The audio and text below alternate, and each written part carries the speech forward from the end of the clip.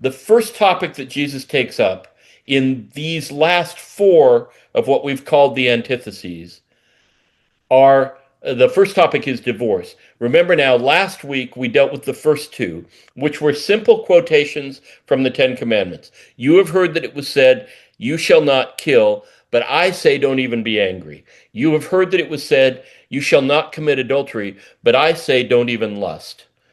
Right? That's where we were last week in the two first ones, and they were simple quotations from the Decalogue, from the Ten Commandments. Here we have our first part being divorce, and here's how Jesus speaks about it. Furthermore, Jesus says, it has been said, whoever divorces his wife, let him give her a certificate of divorce. And this quotes a Deuteronomy passage that we'll get back to. But I say to you that whoever divorces his wife for any reason except sexual immorality causes her to commit adultery. And whoever marries a woman who is divorced commits adultery. Right? That's the simple statement from Jesus in this part of the Sermon on the Mount. Whoever divorces his wife, let him give her a certificate of divorce, is you have heard that it was said.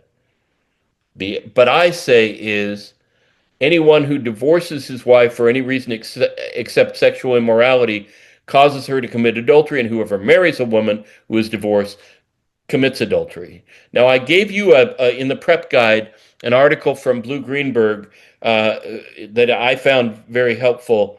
The issues about women in ancient Judaism and their place as represented in the rabbis, their place as represented in the sources we have, come to the fore in the case of divorce, of course. Women could divorce in the Greco-Roman world.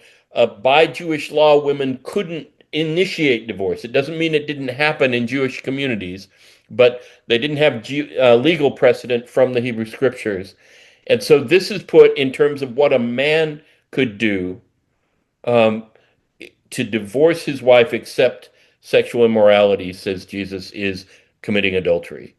And so if this is Jesus' saying, he is quoting from Deuteronomy 24. If a man marries a woman and she doesn't please him because he's found something indecent in her, then he may draw up a divorce document, give it to her, and evict her from his house.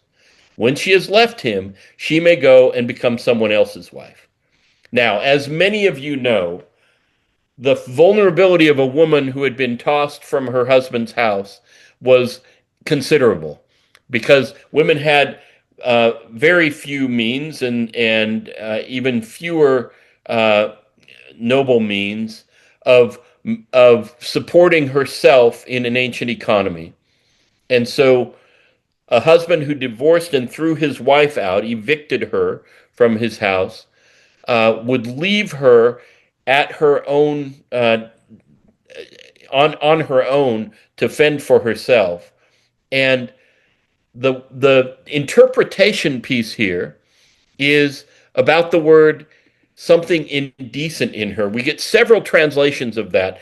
Some people think, some interpreters think, and the rabbis go along on this, as you would guess, that this word is saying what Jesus said, which is, except in the cases of sexual immorality, but the word itself has a much broader possibility. So it left the rabbis with a whole lot of conversation to have. And as tradition went and interpreted the passage from Deuteronomy, it got interpreted variously as to what could be the criteria for a proper divorce instigation.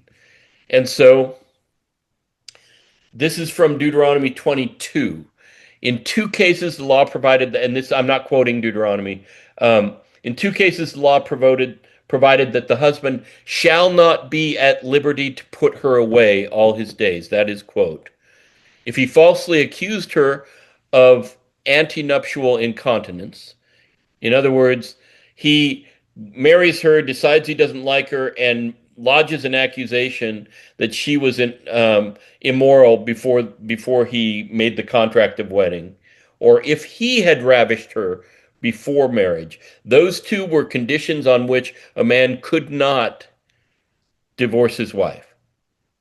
Right? In time there came others, but here is how it shows up as an issue later in the Gospel of Matthew. If we're in chapter 5, it's 14 chapters later that the Jewish leaders come to Jesus and challenge him on his view. We may notice that in the crowd that's listening to Jesus in the Sermon on the Mount, we started with disciples and we end with the crowd. Nowhere is it mentioned that there are Jewish leaders among that group.